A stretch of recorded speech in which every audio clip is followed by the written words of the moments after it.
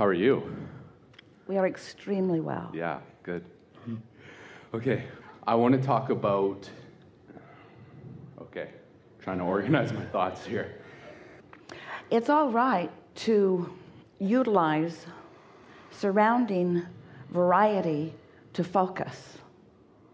And while it feels beneficial or even prudent to carefully choose words, doesn't matter very much, does it? Yeah, you're right. Okay, I'll just hop right in. So I want to talk about, I'm really excited to talk about my passion and my excitement and my love for things that from some people's perceptions are more dark.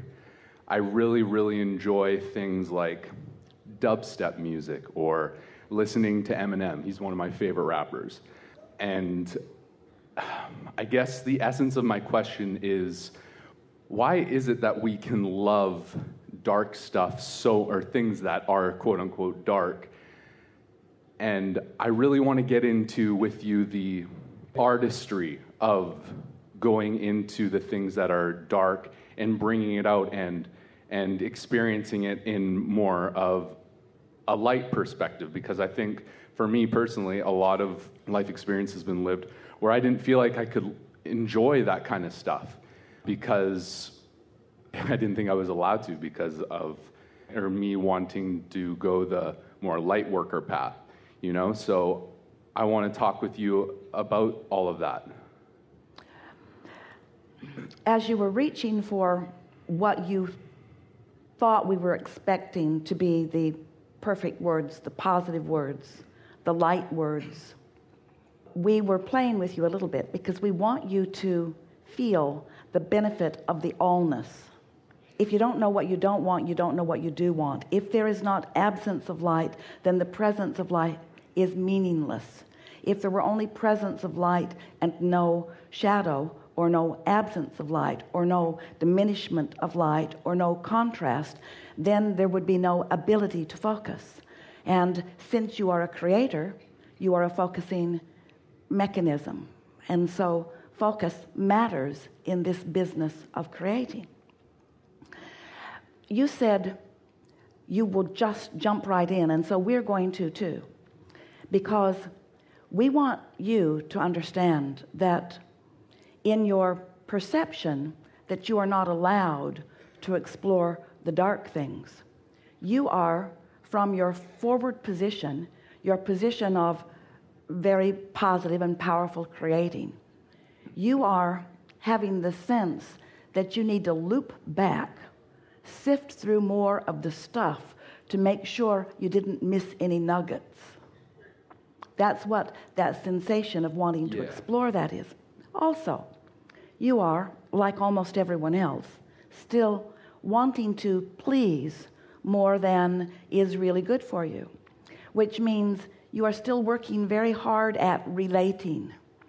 And you recognize that there is a large segment of human population who are vibrating at a very different level. And there's a part of you, it's the teacher part of you, that wants to relate to them or wants them to relate to you. You want to be relatable. Well, we want you to relate in the sense that variety is important, but we don't want you to misunderstand and believe that the exploration of vibrations that you have long left behind are of advantage to bring back into your vibration now. Rather, and we really think that this is what you are intuitively knowing, there are aspects in every situation that are up to speed with who you really are now. And that's what you're reaching for. No one is offering a steady beam of vibration on every subject in the world.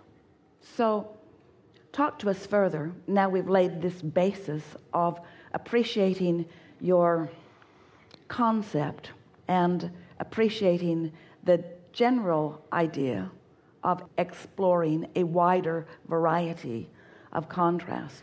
Then we want to talk about why you would want to do that. What's in it for you? What do you think is in it for you? Other than clarification. Yeah, I think it's just super interesting because I think there's so much beauty in everything. And Well, beauty and darkness are not the same vibrational category. so that's kind of my question is, why do I love all this stuff so much? You know, you listen to certain music or watch certain things or do certain things that are said to be dark, but I love them so much. I'm enjoying them. I don't have to engage in them, but I do it because it feels frisky, it feels fun, it feels free, it feels... Rebellious. Sure, yeah. It feels... Rebellious.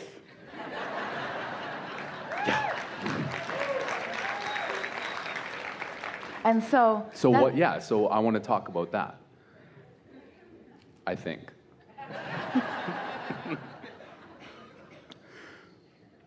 Well, one of the things that we can feel powerfully within you, within a lot of you, is a desire to be understood. And one of the most annoying aspects of co-creating and interacting with others is that nobody really does get you. Nobody really gets you, because you are all more varied than you realize in terms of desires and beliefs and current focus.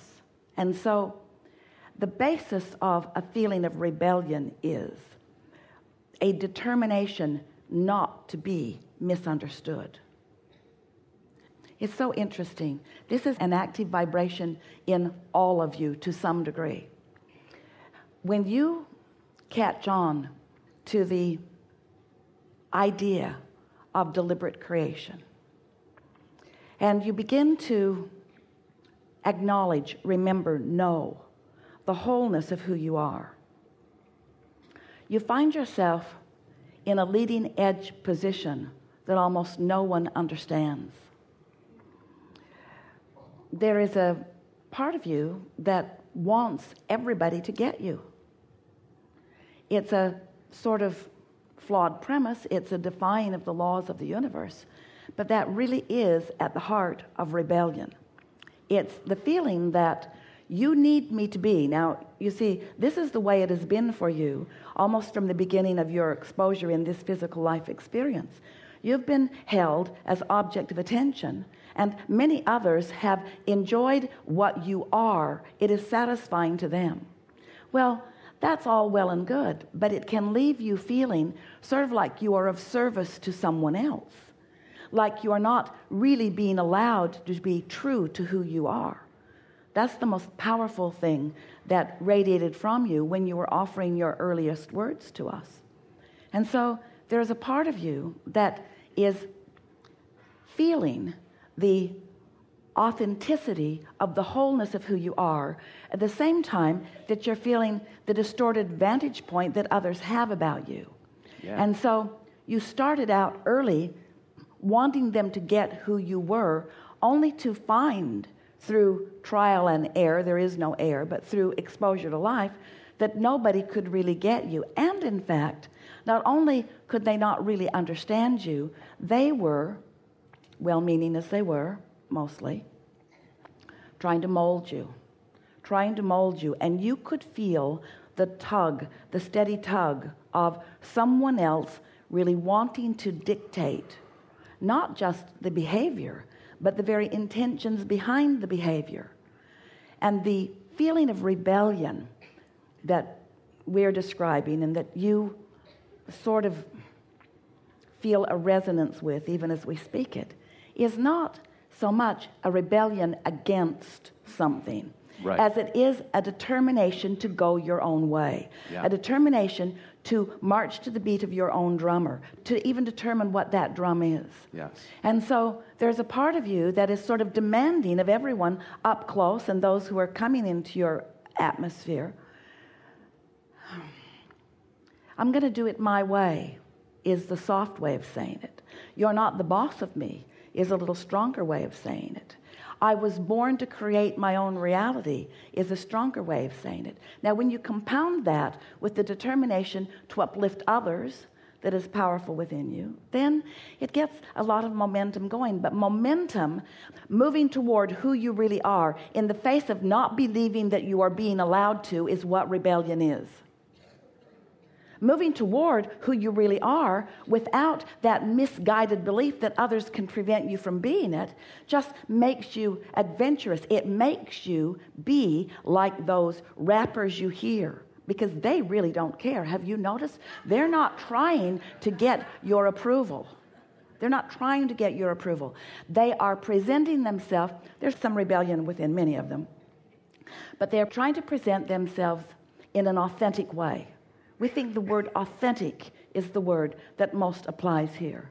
You're wanting to be authentic, but you're not really quite sure what that is yet, because sometimes you feel it, but you rarely feel it that you don't, at the same time that you are feeling it, feel the disapproval of others who also want to be authentic, who just don't know how to go about it.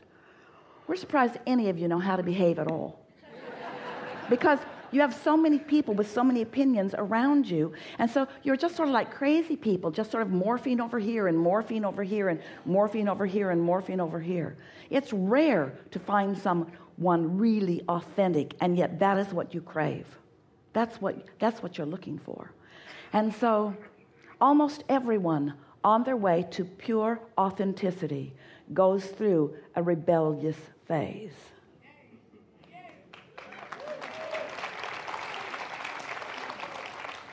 We think if you would say things to yourself, such as, I've decided that I'm not going to try to explain anything to anyone for a while. In other words, I'm not going to try to get them to get me, because no matter how much I present myself, no matter how pointed I am, they still don't get me.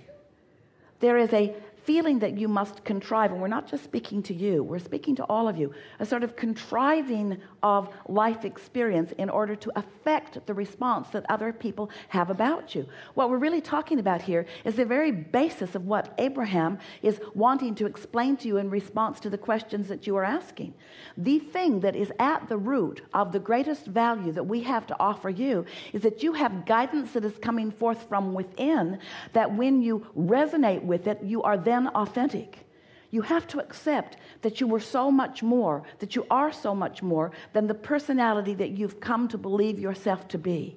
And the others around you have trained you into believing the personality that they perceive. In fact, there's not one of you who stands in singularity in being who you mean to be, because every one of you has molded yourself to be what someone else wanted you to be.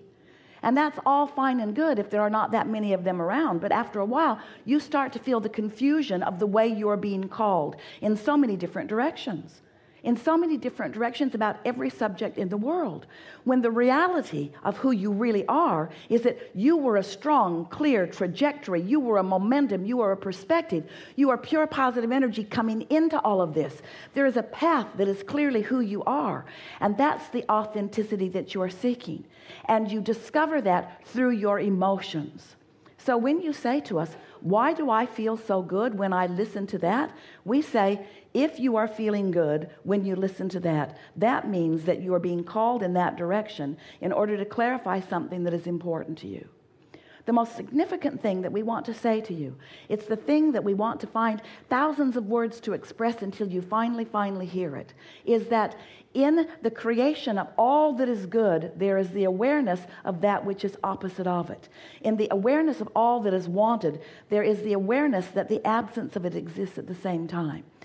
In every solution, there is a poignant and fabulous problem. Solutions are born out of awarenesses of problems. In other words, if you don't allow yourself to explore the range of it, then you don't get very far down the road. Right. However, through your life experience, you have put the solutions into your vortex. You do not have to go back, and this is for you. You do not have to go back to justify the solutions by re-identifying the problems as justification.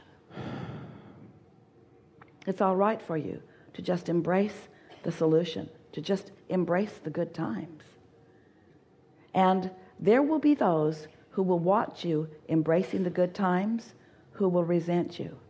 But there is nothing that you can do about it other than to go to the darkness of their resentment in order to sort of understand them. So we like the word relativity because everything is relative. We want you to feel relativity in relationship to the pure positive energy that you are. When you relate to who you really are, that's when the clarity of who you really are flows. And the last thing, and the most important thing that we want to say to you, is if you say it feels good, that's good enough. You don't have to explain nothing to nobody.